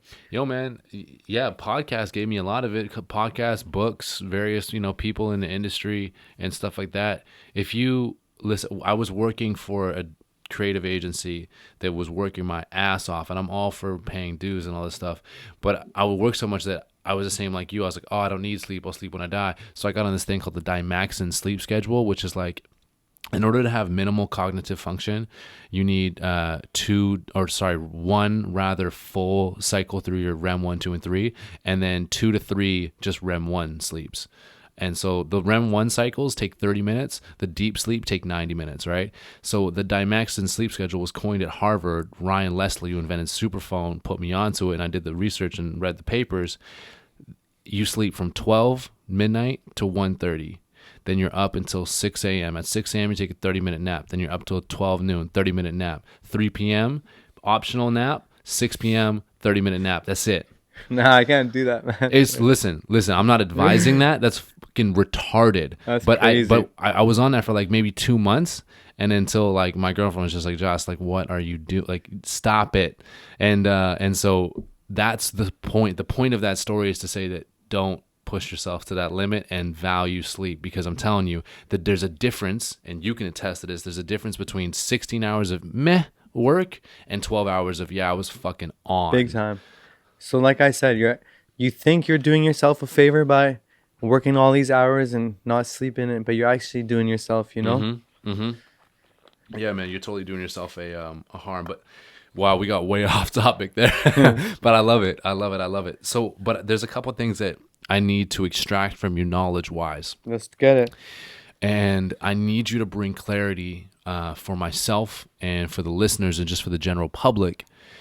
What is going on? What has gone on with the legal environment, the regulatory environment with legal marijuana, as well as what's going on with chewables and oils? Like what the fuck is happening right now, Spensir? We pretty much went from the most booming, blessed, dankest market. Like, we've been getting spoiled in BC. Yeah. You know? And like now we're starting to see it. We've been, for like the last 10 years, we've had the best market in the world. We've had the best, and like I'm speaking facts. Yeah. I've been to every place that's quote on calls himself the best place. There's no place better than Vancouver. For the last 10 years, we've had the best product for the lowest prices, and everyone knows someone who's got it, you know. So every person who does smoke, and they've been getting spoiled, you know. So switch that to current day now, because of the new laws and how strict it is. People are forced to buy their legal cannabis from legal suppliers, right? And the product is not as good, and it's more expensive. And edibles and concentrates are not allowed right now, which are two of the biggest things for people. But they are going to be reintroduced. That's like half of the market. They're going to be reintroduced probably by October. Okay. So hold on. So in the past decade, 8 years or whatever it's been, with just, let's call it the gray market. Can we say that? Yeah, we'll say the gray market. That's what it was. Say the gray market, right? People were getting their flower from essentially people that have been doing it for quite some time, right? Man, the best growers, man. Like, we have the best growers in the world out here. Yeah. And a lot of those growers who were supplying those gray market stores, they were doing them in smaller spaces and putting a lot of love into the growing. Yeah. You know what I mean? And when you're growing in smaller spaces and putting love into it, you can fine tune everything, make sure that all the crops are right. You know what I mean? But like, a lot of people aren't too happy now with the legal market, because they're paying more for a less satisfactory product. But I don't want to say that that's always going to be like that. Okay. I have optimism that, you know, 4 or 5 years down the road, things will get straightened out.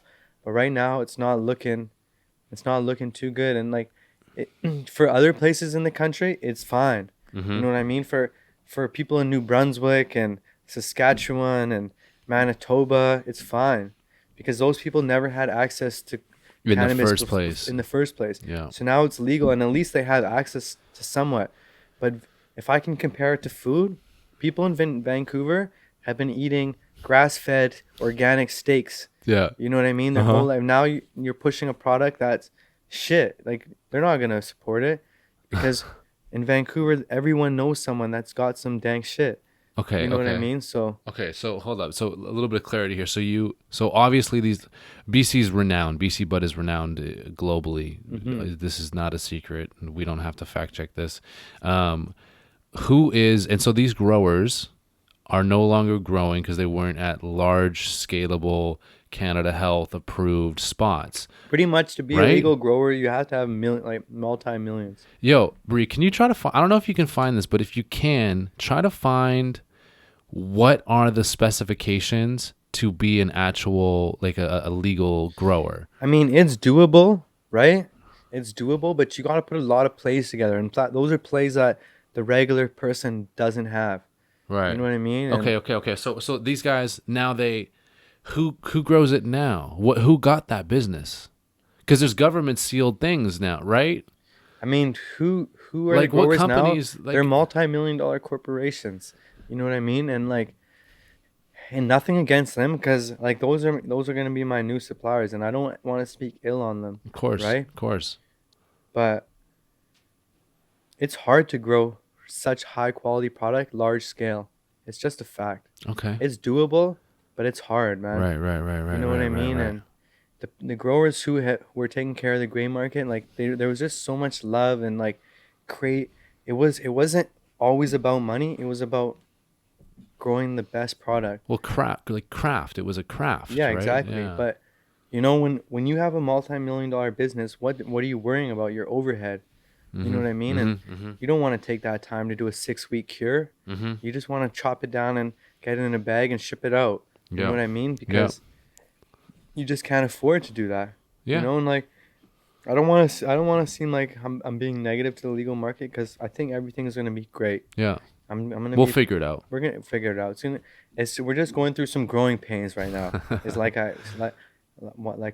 say, you know. Yeah. And I think everything is gonna get straightened out, but Yeah. unfortunately, right now it's a little bit of a turbulent time. Yeah. But we're gonna get through it, man. I'm very confident of that.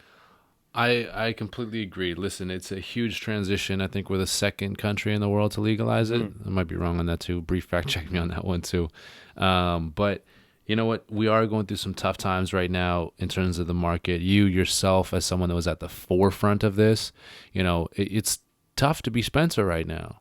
You know, there's no ifs, ands, buts. So we can try to, you know, put sparkles on it. Yeah, he's in the Tesla dealership. He's got this, that, and the other. He lives downtown. It's the man. Nah, it's tough. There's a lot of shit going on. For sure, man. Right? For sure. That's just a fact. I'm not going to try to personify you. You know, you have your accolades and your businesses, and things are moving, but fuck no lie, as you've said yourself, the stress is real, you know. The come up was cool, but the get back is sweet. Hello. You know what I mean? I like that. And you know what? Yeah. You know what I mean? So, hey, it is what it is, man. It is what it ain't, is what I like to say. It is what it ain't. It is what it ain't, man. I'm just gonna keep doing what I do, keep putting my head down every day, keep working. Fuck keep seeing my lawyer and doing everything by the book, because that's how I always like to do things, man. Long-term vision, man. And the other thing I got to say about you from an observer's perspective is, you know, you're not throughout this conversation and throughout multiple conversations we've had in the past, you're not shitting on people. You know, and there's something I like to say is, you know, those who... I don't like to do that, man. Yeah, you can't. I like to big people up. You know what I mean? You can't. Listen, something I like to say is those who throw mud lose ground. I like to let my members do that for me, you know? You can see it in the reviews and the... Yeah. You know, I don't want to be the dude saying that, you know? Yeah. I'll let them do the talking. Yeah. They can say how THC is, you know, night and day compared to any other store. You know what I mean? Yeah. Okay, so for those same members, what's it going to take for THC to open its doors once again? What's it going to take? So right now, before we had a license from the city of Vancouver, $30,000 a year. Yeah. But it was for medical cannabis. Right. So right now we're just transitioning to a recreational cannabis. Okay. So before at THC you needed a doctor's note to come in. Yeah. Now when we reopen, it's just going to be anyone 19 plus. Mm-hmm. So we're just navigating through that transition. It's a lot of work. It's a lot of meetings, a lot of money. But, you know, nothing good is easy, right? Nothing that good is going to be easy. If it was, wouldn't be worth it. Exactly. Wouldn't be worth it. You know what I mean? Mm-hmm. So, and that's just how I feel. And I mean, like, people could say I'm taking L's. Like I've taken so many L's, you know? Man, Spence. But a quote I like to say, it's not a loss if you learn from it. Yeah. You're just paying tuition. You know what I mean? Yeah.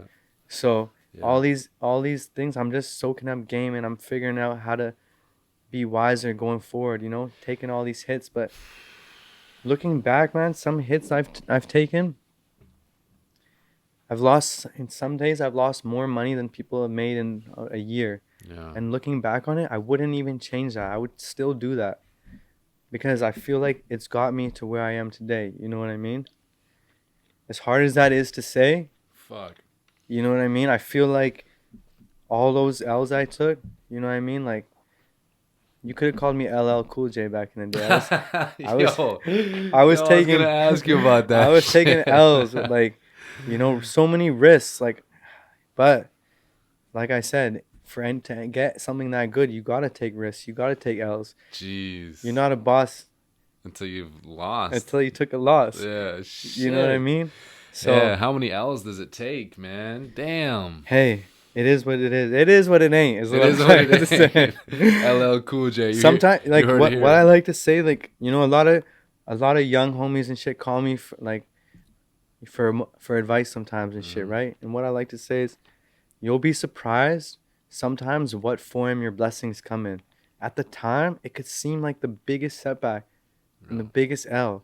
But fast forward 2 years, you're going to look back maybe and be like, man, I'm glad how that shook out. Yeah.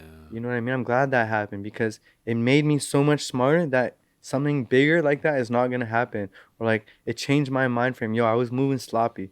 Yeah. I'm never going to move like that again. Or like, you know, I was careless, you know, whatever it is. Yeah. Yeah, man. That reminds me, actually, remember when you called me just a couple days ago and we were talking about Teslas and I was preparing for this, you know, conversation, and I was thinking about your journey and what I've heard from others, from your members, from our team internally, and just trying to find a way to tell a story with this interview, you know? You know, and you know what's crazy, man? Like, I already told you I can't get into too much. I know. Because my life goal is to make a movie about all this. And trust me, that movie's coming, and a It's mini doc coming. is coming too. A mini doc's dropping soon. Yeah. I got a full length series dropping soon, but I'm not dropping any of that till all this stuff gets straightened out. But my life goal, I want to turn all this into a movie, and that's why I don't touch on a lot of subjects. Like, if I really sat here, I could touch on so much shit, but I don't want to. Yeah, we've talked off camera. I know what it is. Yeah. You know what I mean? Mm-hmm. But I won't get into that. It's gonna be a movie one day. 501 the movie. 501 the movie. You know what I Hell mean? Yeah. Only a few people know what 501 is. You know what 501 is. Yeah, but we talked. It's gonna be a movie one day, and the whole thing will be in there. If there was a feature film that Yo, you wanted to be 501 like, the movie what is it? is paid in full and half baked, rolled up into one blunt. You already knew what it was, bro. I've already done this. What it was. I've already done the script. No way. I've already done the script, bro. I spent like 2 years with a dude working on the script. You know, it's only a matter, like anything I say I'm gonna do, I do. But dude, the story is still being written day by day here. No, the story's over. The story's over, man. Oh my god. No, it's not over. But the movie, it ended a while ago. Oh, so now you have to have two movies, man. Yeah. You have to have two movies now. You know, like Yeah. the come up was crazy, man. Like, I'm not gonna get into too much detail about the come up, but it was a movie. And like anyone who I tell my story to, they're like, "Damn, bro, like."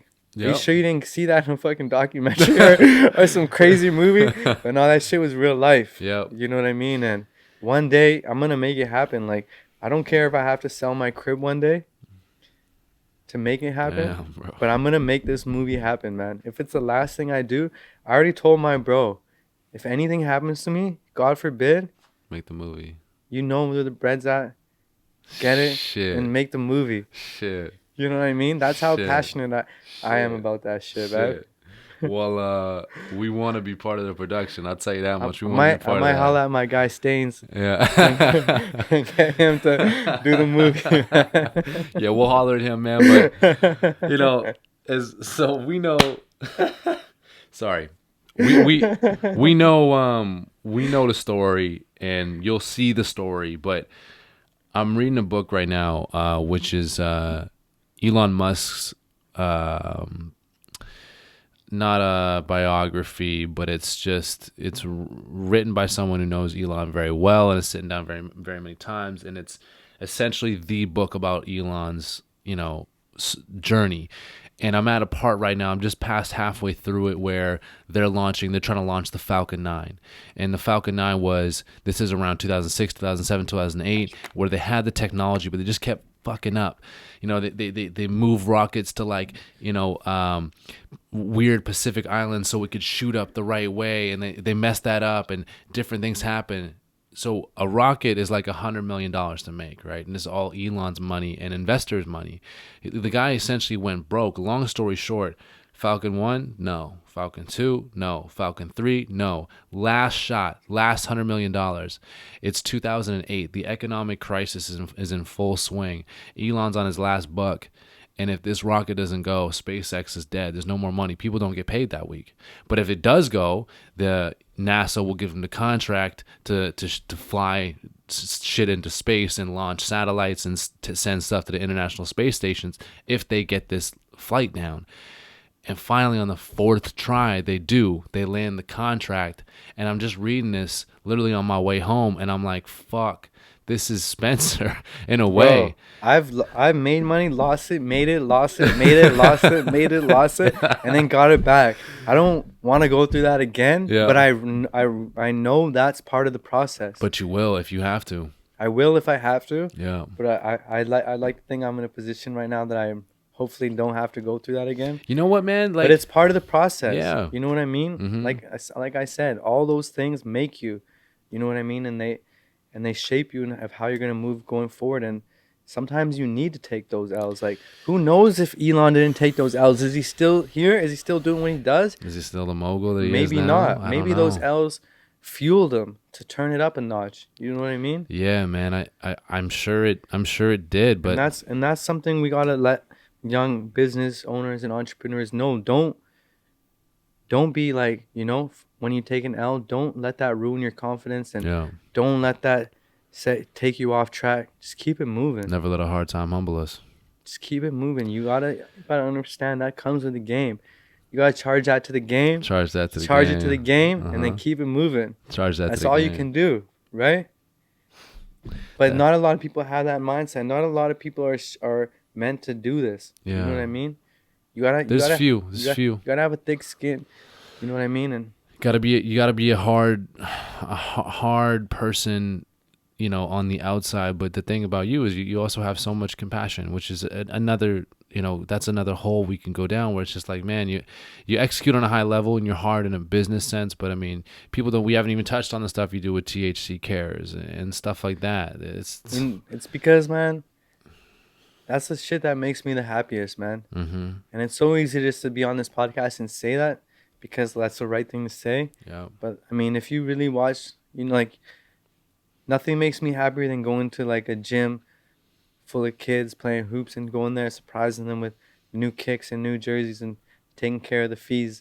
Just because, that's the type of shit I love to do. I love to give back. Yeah. You know what I mean? Take care of the community. God willing, everything works out and THC reopens, we're going to do it on a higher level. Yeah. You know what I mean? Yeah. Build the community up, man. That's straight up. So I tell that Elon quick little story, and the other story that, I don't mean to put labels on you or box you in, but man, you draw a lot of similars to this guy that, came up on a corner of Crenshaw and Slauson. You know what I mean? Like, in terms of building actual infrastructure and businesses in this community. We call you the mayor of South Van for a reason. You walk into my crib, you haven't been to my house, right? Nah, I ain't been to your house. You walk into my crib, first thing you see is that album framed above my couch. For real? I don't even have any pictures of me or anything. What, Crenshaw? Yeah. Oh, damn. Bro, I used to listen to that album every day. Yeah. For 2 years. Like, cause I mean, my family was so against me getting in the marijuana business that they actually kicked me out of the house when I moved back. Yeah. So, I mean, I didn't really have any like OGs to give me game or anything. You know what I mean? All the old heads in my area were knuckleheads, man. They weren't doing shit, Yeah. So I really had no one to give me game. So for that album, it was like the biggest blessing, man. Yeah. It's taught me so much game. It's like a how-to manual, man. It's a how-to manual. I was lined up outside on Crenshaw. Oh, really? That was my last $100 I had when I was out there, and I bought the album. You're what? And proud to pay. I don't regret that at all, cause there's two things I would say there's no me or there's no THC. Me moving in New York and that album. No way. Straight up and down. $100 mixtape. Damn. Straight up and down. That's crazy. What did you think of Victory Lap? I thought Victory Lap was incredible. Yeah. It's a Grammy nominated album. Yeah. And like he's just such a breath of fresh air, You don't get too many people right these days who are promoting ownership and promoting being smart. Business acumen. Being smart with your money and, There's not everyone is just perpetuating or putting out, you know, buying cars and it's jewelry and shit like that and Yeah. doing drugs. It's nice to have a dude like that. And seem like me, I always knew like the shit you listen to is powerful. Mm-hmm. You know what I mean? Mm-hmm. Like you're gonna soak that shit up. So you gotta be careful about what you're listening to. You know what I mean? And who? And who. So when I was coming up working, I used to work, and people are gonna think I'm exaggerating, but people who know me from back in the day, I used to work 24 hours a day. I'd be hustling 24 hours a day. Bro. I believe it. I believe it. And that was the only shit I listened to for like 2 years when I was coming up, setting up THC, man. Damn. You gotta frame that, put it in a store or something like that, man. That's gotta It's people framed, gotta know. yo. It's in a gold frame already above there. my couch, yo. Damn. I appreciate the comparison, man, because if I was gonna be compared to someone, like that would definitely be someone who I would think, you know. I mean, I can just draw a lot of parallels. You drop a lot of game. You also build infrastructure in communities. You do a lot of things behind the scenes. I mean, for people that don't know about who Nipsey Hussle is, go Google iTunes But Nip is someone that, you know, obviously he has the Crenshaw Slower and not THC rather, TMC, the Marathon Continue. Wow, damn, hella close parallels Straight there. up, man. Hella close where do you parallels. think I thought of THC, man? Oh, no way. Yeah. Ah, crazy. Shout out Hustle. The Marathon It Continues. wasn't that. It was just from seeing TMC in my Yeah, house of course. all the time. So just subconsciously. Who knows? Yes, Right? subconsciously. Subconsciously. But so Nip, you know, he has brick and mortar stores, does a lot of stuff with David Gross, Vector 90, real estate, all these different things. Hell so yeah, many man. parallels, and it's just like, fuck, you know, I can't wait for you to meet him. You know, I Hell can't yeah, wait man. for you to meet him. That would be a real crazy estate, moment. man. The real estate, Get bread and invest in real estate. timeless. You know what I mean? There's a few timeless truths in the world. That's one of them. That's one of the few things I bought that has appreciated. Yeah, You know what I mean? yeah. Mostly everything I bought has depreciated. So that's another advice to young entrepreneurs. Once you get that bread, invest in real estate, Yeah, yeah. whether it's commercial or, you know. You know what's crazy? So jewelry and stuff like that does appreciate, but you know how much you can make that THC chain appreciate? You know, I don't know what you pay for that. You ain't got to tell me, but you know how much that 501 chain might be worth in 10 years? I don't know. I've heard mixed things, yo. I've heard that I'll never like. I'm like, it's easy for me to say like, yo, don't waste money on jewelry. I'm wearing all this jewelry right now. Suited and booted. But I'll never buy another piece of jewelry in my life. But here's the thing. This is my brand. This is, to me, Right? This is marketing and branding. See, I wear my brand. I have THC shoes. Yeah. I got THC hat. I want to step in the place every time I'm somewhere, and I want to rep my brand. but, To me, this is marketing. I'm not gonna have a chain of some bullshit. See This that's is the thing. branding. The chain matters. Now, what I'm saying is that there's a lot of jewelry that does depreciate. Now, you specifically as a person might just be able to turn around and put a lot of value on it just based on what you're going to do with the trajectory in the next 10 years. For Like, sure. imagine a Rockefeller chain. You know what I For mean? sure. Like, what does that go for? Who knows? For sure. Who knows what This that is goes a one for? of one though. That's a 101. Yeah. But it could be a 1 of 100. Shout We'll out talk to about that Kalani, later. man. Shout out to Kalani, man. The best jeweler in the game. Who's that? Where's that? What's that at? What is that? He's Drake's jeweler from Toronto. And he's your jeweler too? Hell yeah. Oh, shit. Because to me, this brand means so much. I knew if someone was gonna do it, it had to be the right person. Damn. You know what I mean? Damn. Yeah, I can't even look at you right now. We gotta, for those that don't know the timeline, when this is out, the hoodies will have just dropped our 1X collection. Yo. Spencer's literally, I think he was the first person to buy it. He's wearing So one right fire. now. And Yo, I gotta do a little promo for this hoodie, man. oh yeah? Yo, this is the best hoodie I've ever worn in my life. God damn. Straight up and down, man. There's no hoodie I've ever worn with this feels like some Gucci shit or some Hell shit yeah. like that. You know what I mean? Handcrafted. Shout out to Self-Hired, man. Health. They're doing the damn thing over there. Hell yes. Even this THC hat is made by Self-Hired. Oh, for real? Yeah. Oh, is that the same? Oh, no way. It's the same shit. Damn. I didn't know that. Hell yeah, man. That's didn't why know the that. quality is so nice. I didn't know that. Yeah, man. Damn. Okay. Yeah. So yeah, self-made, or self-made, or self-crafted, handcrafted, here in Vancouver, locally sourced, all that stuff, man, is a beautiful thing. Hell yeah, Literally most the first person to buy one. That's crazy. We got some crazy shots. What I was saying is we got some crazy shots with the self-fired and the THC right next to it. It's fire. it's something else, man. Hell yeah, man. Like I was in bed jumping. I got goosebumps on my spine off that one. I couldn't. Yeah, believe we need it. to throw that on the side. I think, did we already post? Did you already post that on the Sapphire? I don't know. I don't think we Not posted. yet. I don't know. I don't think we posted it yet. But it's something. It's something else, man. It's Word. something else. Okay, so I promised I would keep this under 2 hours. We're just approaching the 2 hour mark right now, but I'm not done. I'm not done. I have a couple things I need to extract Let's from get you it. because you know I what? got my birthday dinner at what time? 10 o'clock. I'm gonna take another 8:30. 10 minutes. I'm gonna take another 10 minutes here. Let's do it. So listen, there's a lot of, as you mentioned, there's a lot of people that come up to you and ask to, you know, just be around you or listen to you or Soko game. And that's why we have you on the podcast. There's reasons for this. There's a lot of people that are going to listen to this and a lot of people that can take a lot of things And from that's this, why I'm doing right? the documentary with Kev, too. Exactly. Because I've been getting a lot of people hit me up on IG lately, like, yo, you're motivating me, like this, that, like I've seen it. Yeah. that's what's really actually keeping me going right now. For real. You know what I mean? I want to keep motivating people and shit like that. You know, that's what's keeping me going right now. Proof is in the pudding. What were you gonna say? So what I was going to say is that a lot of people are going to take a lot of things to this, but I want to bring it back to the macro because you're a reflective person, right? Taking a loss is one thing. Taking a loss is just a loss if you don't learn from it, right?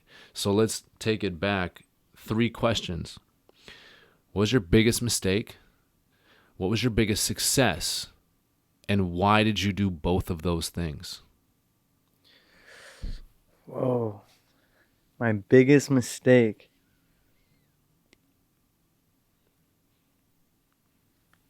You taking a Kanye pause right now. My biggest mistake. That's how you know you're getting a thoughtful answer.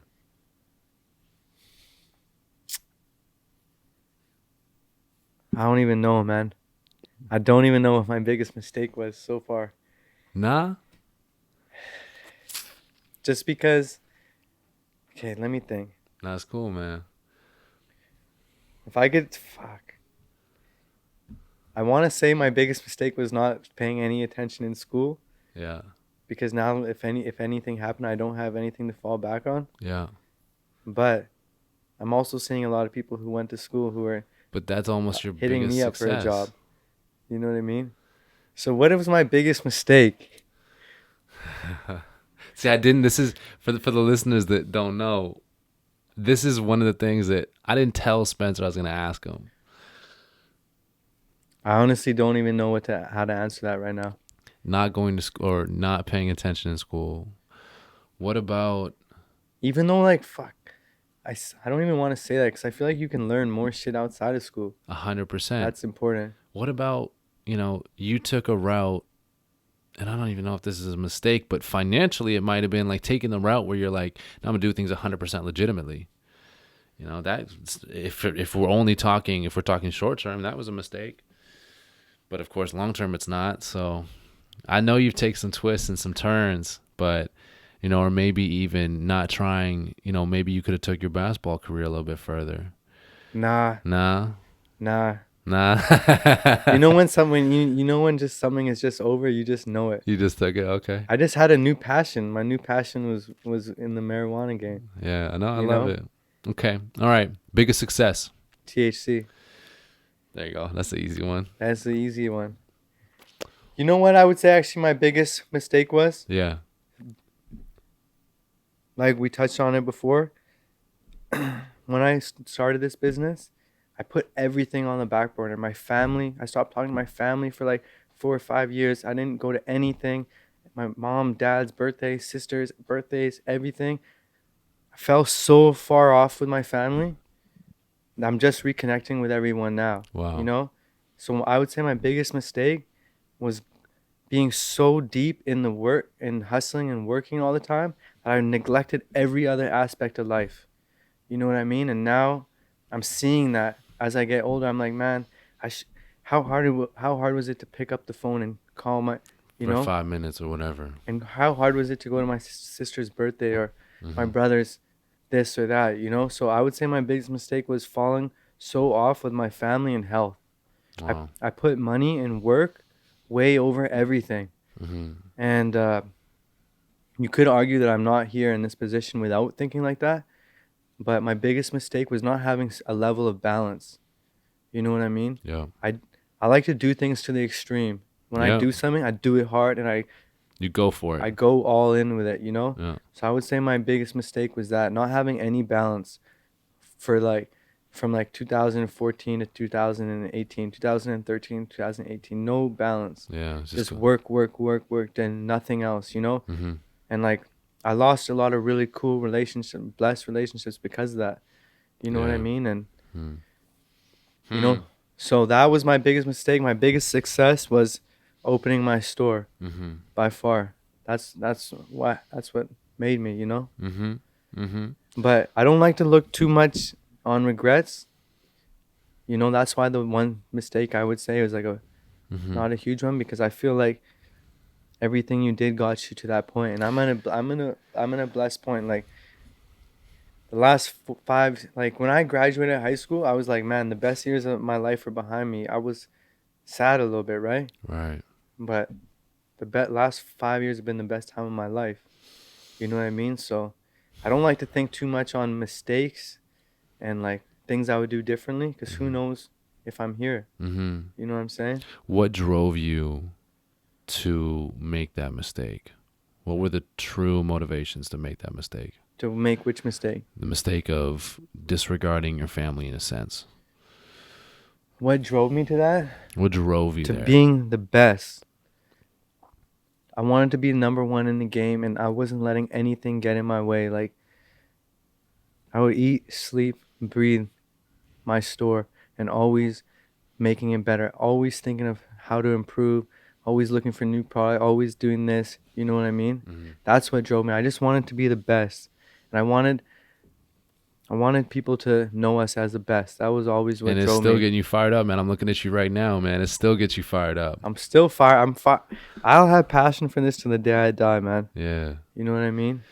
Your biggest success opening THC. What drove you? Why did you make that decision to open THC? Because I fell in love with the plant, fell in love with cannabis, and I was just seeing, okay, I knew Vancouver was the best place in the world for cannabis. Why is there no store in Vancouver that does justice to our city? Great point. Why is there no store? You know what I mean? Yeah. Why is there nothing our city can be proud of? Yeah. That's what drove me, and I was a consumer first, right? Mm-hmm. So I'm thinking, I'm like, man, all these consumers, why isn't there a store like that? So that's what drove me. I wanted to create something that our city could be proud of, people could feel good going into, and that just something that was legendary. Hell yeah. And you know, thankfully I was able to do that. That's amazing. That's Hell yeah, amazing, man. And it's iconic, man. It's iconic, and it will continue to be iconic when you guys get back open and rolling. We hope it's soon. Hell yeah, bro. We know it'll be soon because we invest in the people behind it, For right? sure. And we know you'll take it there. For sure. And that's something you'll continue to be. You know, you're building a legend in yourself. You're making history right now. So don't ever forget that, right? Hell yeah, bro. Don't ever Appreciate lose that. faith. Okay, Never, man. Spence. Happy birthday, brother. Hell yeah, I appreciate it. I'm about to go for my birthday dinner right now. Amazing. It's a cool little spot. They closed the whole restaurant down for us, No way. so we can smoke inside. Beauty. They literally cook Wagyu beef in front of us, smoking weed. No way. It's the best time ever. You going downtown? Yeah, I don't Okay. really party or anything. This Yeah. is my kind of vibe. I like it. You know? I like it. Eating some good food, smoking. Good people. Hell yeah. I love it. All right, man. Appreciate you, bro. That store, the legend, the other stores that you're building, the people that you're building underneath you, it's going to continue to be legendary. It's going to continue to be iconic. And Spensir, that's what you yourself are. You're an icon. Don't forget it and continue to inspire, Wow. my brother. Thank you so much for the kind words, man. Thank you for the time. Appreciate you, That's bro. a wrap. Appreciate it.